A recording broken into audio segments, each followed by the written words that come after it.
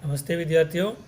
आज हम भारतीय राष्ट्रपति के संबंध में, उसकी शक्तियों के संबंध में अध्ययन कर रहे हैं और उसकी जो शक्तियां हैं उनका मूल्यांकन आज हम करते हैं कि उसकी जो राष्ट्रपति के लिए जो शक्तियां दे रखी हैं, क्या वो कभी निरंकुश बन सकता है, क्या वो उनका दुरुपयोग कर सकता है, या ये भारतीय वातावरण के लिए या भारतीय लोकतंत्र के लिए ऐसी शक्तियां देना आवश्यक है।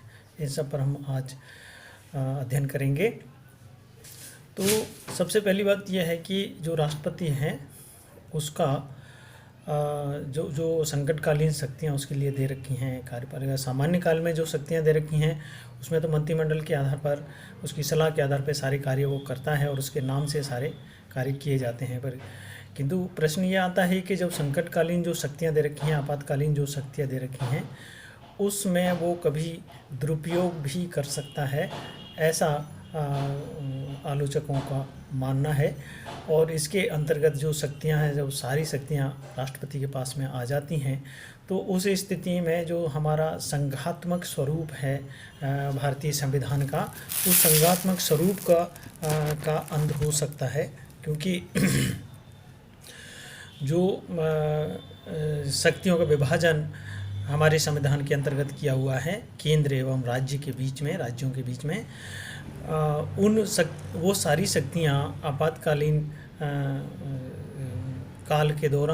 आपातकाल के दौरान वो सारी शक्तियाँ केंद्र के पास में आ जाती हैं और केंद्र का जो मुखिया होता है वो राष्ट्रपति होता है। और इस कारण से ये संभावना व्यक्त की जाती है कि वो कभी निरंकुश रूप धारण भी कर सकता है, मनमाने तरीके से शक्तियों का दुरुपयोग भी कर सकता है। केंद्र की जो शक्तियां हैं वो अत्यधिक बढ़ जाती हैं इस काल में। राज्य सरकारें केवल आदेशों का पालन करती हैं आपातकाल के दौरान, और एक तरीके से एक एकात्मक शासन भारत में स्थापित हो जाता है। तो इस कारण से जो संघात्मक संघीय व्यवस्था भारत में के संविधान के द्वारा स्थापित की गई है, वो आपातकाल के दौरान समाप्त हो जाती है और एक एकात्मक शासन व्यवस्था स्थापित हो जाती है। दूसरी जो आलोचना की जाती है कि राष्ट्रपति अधिनायक भी बन सकता है। जैसे जर्मनी का जो वीमर संविधान था, उस वीमर संविधान के प्रावधानों को भारतीय संविधान में आपातकाल के लिए स्वीकार किया गया है, या और उनको इसमें स्थापित किया गया है, लिया गया है। तो उस संविधान के कारण ही जर्मनी के अंतर्गत हिटलर पैदा हो सका था। तो ऐसी संभावना व्यक्त की जाती है कि ये जो आपातकालीन शक्तियां हैं उसका यदि प्रयोग किया जाए और दुरुपयोग किया जाए तो यहाँ पर भी हिटलर का शासन स्थापित हो सकता है, कोई व्यक्ति हिटलर बन सकता है। हालांकि जैसे 1 माह के लिए जो आपातकाल है उसको लागू रखा जाता है, लेकिन 1 माह के अंतर्गत जो राष्ट्रपति जो द्वारा जो घोषणा की जाती है आपातकाल की, उस दौरान जब वो घोषणा करता है आपातकाल की, तो उस दौरान वो मंत्रिमंडल को भी भंग कर सकता है और लोकसभा को भी भंग कर सकता है। तो और सारी शक्तियां जो है मनमाने तरीके से अपने पास में ले सकता है, और इस कारण से वो एक निरंकुश शासक भी बन सकता है। ऐसी संभावना व्यक्त की जाती है, या इस तरीके से उसकी आलोचना भी की जाती है आपातकालीन शक्तियों की। इसके अलावा हम देखें, शक्तियों का राजनीतिक लक्ष्यों के लिए दुरुपयोग किया जाता रहा है। जैसे 356 जो अनुच्छेद है भारतीय संविधान का, वो उसका हमेशा जो केंद्र की सत्ताधारी दल होता है, वो राज्यों के अंतर्गत यदि दूसरे दल की सरकारें हैं तो उन सरकारों को ये देखा गया है, यदि इतिहास उठा करके हम देखें 1950 से लेकर के अब तक का जो इतिहास उठा करके देखें, तो ज़्यादातर दुरुपयोग किया गया है। राष्ट्रपति शासन जो लागू किया गया है 356 के अंतर्गत, उसमें बहुमत वाली सरकारों को भी डिसमिस कर दिया गया है, उनको भी पद से हटा दिया गया है और एक राष्ट्रपति शासन लागू भी कर दिया गया है। और इसके अलावा जो राज्यपाल है वो केंद्र सरकार का एजेंट होता है और केंद्र के कहने पर ही वो सारी गतिविधियां करता है, सारे कार्य करता है और राज्य सरकारों में हमेशा भय बना रहता है। और अनेकों उदाहरण ऐसे हैं जबकि केंद्र के सत्ताधारी दल ने राज्यों की जो सरकारें हैं उनको बहुमत होते हुए भी हटा दिया है। तो ये भी संभावना इसके अंतर्गत रहती है कि राजनीतिक दुरुपयोग किया जाता है। और 356 ऐसा एक अनुच्छेद है जो हमेशा एक चर्चा का विषय बना रहता है या जिस पर हमेशा इसकी आलोचना होती रहती है। तो इसके अलावा जैसे हम देखें वित्तीय जो स्वायत्तता है या वित्तीय व्यवस्था है, केंद्र सरकार के पास में जो वित्तीय शक्तियां हैं वो पहले से ही बहुत ज़्यादा हैं, राज्यों के लिए बहुत कम वित्तीय शक्तियां दे रखी हैं। किंतु जब वित्तीय आपातकाल लागू किया जाता है तो पूरी तरीके से सारी शक्तियां केंद्र के पास में आ जाती हैं और राज्यों के पास में कोई भी शक्तियां वित्त से संबंधित या कर व्यवस्था से संबंधित या अपने योजनाओं को संचालित करने से संबंधित कोई भी शक्तियां उसके पास में नहीं रहती हैं और केंद्र के पास में सारी शक्तियां पहुंच जाती हैं। तो एक तरीके से जो हमारा जो मूल संविधान है उसमें ही राज्यों के लिए वित्त के मामले में काफ़ी कम शक्तियां दे रखी हैं और उनमें भी आपातकाल लागू जब हो जाता है तो उस समय वो जो दी हुई हैं शक्तियां वो भी उनसे छिन जाती हैं। तो एक तरीके से ये एक दुरुपयोग इसका हो सकता है, ऐसी संभावना व्यक्त की गई है। इसके अलावा देखें हम कि जो मौलिक अधिकार हैं, जो मूल अधिकार हैं जो भारतीय नागरिकों के लिए दे रखे हैं, वो मूल अधिकार जो है आपातकाल में निलंबित हो जाते हैं और उनको निलंबित किया जा सकता है जो बचे कुछ हैं। तो फिर उसका जो डेमोक्रेसी के प्रतीक हैं, लोकतंत्र के प्रतीक हैं, जो नागरिकों की स्वतंत्रताएं हैं, वो सारी स्वतंत्रताएं इस दौरान ख़त्म हो जाती हैं और उनको निलंबित किया जा सकता है। तो जिस लोकतंत्र के लिए एक लंबे समय से संघर्ष किया था भारतीय स्वतंत्रता संग्राम के सेनानियों ने, वो इस आपातकाल के दौरान या राष्ट्रपति शासन के दौरान उनको निलंबित किया जा सकता है और इस शक्ति का दुरुपयोग किया जा सकता है।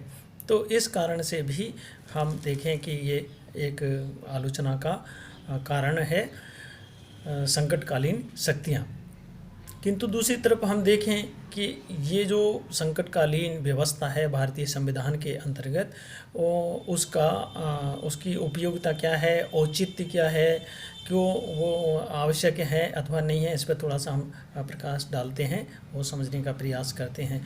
तो सबसे पहले हम देखें कि भारत की राष्ट्र की एकता, अखंडता, सुरक्षा और शांति व्यवस्था बनाए रखने के लिए ऐसी शक्तियाँ केंद्र सरकार को दिया जाना बहुत ज़रूरी है। और यदि उसके पास में ये शक्तियाँ नहीं होंगी तो राज्य जो हैं वो पृथकतावादी गतिविधियाँ भी कर सकते हैं, कुछ गुट जो हैं वो भी पृथकतावादी गतिविधियाँ कर सकते हैं और वो अधिक स्वायत्त हो जाएंगे। तो देश की जो एकता, अखंडता है उसके लिए खतरा उत्पन्न हो जाएगा। इसलिए केंद्र के पास में अधिक शक्तियाँ होना और जो प्रमुख विषय हैं, अंतर्राष्ट्रीय विषय हैं, विदेशी रक्षा से संबंधित, अंतर्राष्ट्रीय विदेश नीति से संबंधित, वित्त से संबंधित, संचार से संबंधित, ये सारी शक्तियाँ केंद्र के पास में होनी ही चाहिए। तो तभी जा कर के किसी भी हमारे देश को एक सूत्र में बांध करके रखा जा सकता है। तो राष्ट्रीय सुरक्षा की दृष्टि से ये शक्तियाँ होना ज़रूरी है। दूसरी तरफ ये कहा जाता है कि राष्ट्रपति तानाशाह बन सकता है या निरंकुश बन सकता है, किंतु ऐसा संभव नहीं है क्योंकि राष्ट्रपति के लिए कोई भी कार्य, कोई भी शक्तियाँ इतनी ज़्यादा मात्रा में नहीं दे रखी कि वो उनका दुरुपयोग कर सके। कोई भी राष्ट्रपति के द्वारा कोई भी कार्य किया जाता है तो बिना मंत्रिमंडल की सलाह के, प्रधानमंत्री की सलाह के वो कोई भी कार्य नहीं कर सकता है और वो भी लिखित रूप में ये सलाह दी जाती है। और तभी वो कोई भी घोषणा कर सकता है, अपनी शक्ति का उपयोग कर सकता है, प्रयोग कर सकता है, कोई अध्यादेश जारी कर सकता है, अनुदान देने के घोषणा कर सकता है, संचय निधि से पैसे निकाल सकता है। वो तभी कर सकता है जब मंत्रिमंडल उसको लिखित में सूचित करे और उसके लिए ऐसा करने के लिए कहे। तो निरंकुश राष्ट्रपति नहीं हो सकता है। दूसरी तरफ अभी हम प्रकाश डालें कि जो 356 अनुच्छेद 356 है, जो हमेशा विवादास्पद रहा है, तो उस के बारे में निस्संदेह ये कहा जा सकता है कि उसका दुरुपयोग होता रहा है, उसकी समीक्षा करने की आवश्यकता है और उसके लिए कुछ ऐसे प्रावधान भी किए जा सकते हैं कि जो सत्ताधारी दल है केंद्र के अंतर्गत, वो राज्यों की जो सरकार हैं उनके ऊपर इस तरीके का दुरुपयोग ना कर सके कि वो बहुमत में होते हुए भी या लोकतांत्रिक सरकारें होते हुए भी उनका वो दुरुपयोग कर सके और उनको उन सरकारों को निलंबित कर दे या बर्खास्त कर दे और राष्ट्रपति शासन लागू कर दिया। तो इसके लिए एक समीक्षा की जा सकती है। ये 356 के अंतर्गत जो प्रावधान किए गए हैं, तो इस प्रकार से उनके दुरुपयोगों को रोका जा सकता है। तो कुल मिलाकर के ये है कि ये जो आपातकालीन प्रावधान है वो अपरिहार्य हैं, ज़रूरी हैं, किंतु उनमें कुछ बदलाव हम कर सकते हैं। जैसे 356 का जो मामला है, 356 के मामले के अंतर्गत हम इसमें बदलाव कर सकते हैं, उसकी समीक्षा कर सकते हैं, कुछ उसमें ऐसी व्यवस्थाएं कर सकते हैं कि उसका दुरुपयोग ना हो।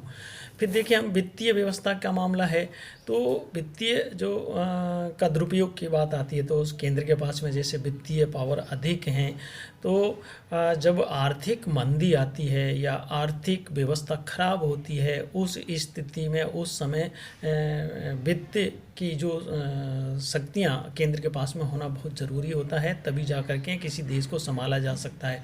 वित्तीय मामले ही किसी देश को सबल बनाते हैं और किसी देश को निर्बल भी वही बनाते हैं।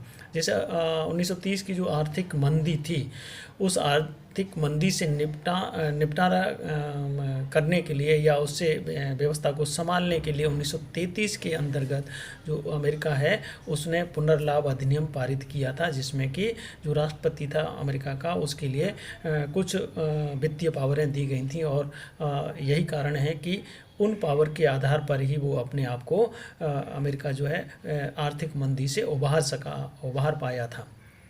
तो इस तरीके से वित्तीय पावर भी केंद्र के पास में ज़्यादा हैं, तो कोई ज़्यादा आलोचना की विषय नहीं है। ऐसा ज़रूरी भी है और कुछ मामलों में इसका जो उपयोग करते समय इसका विवेकपूर्ण प्रयोग किया जाना चाहिए, ऐसा व्यवस्था की जानी चाहिए।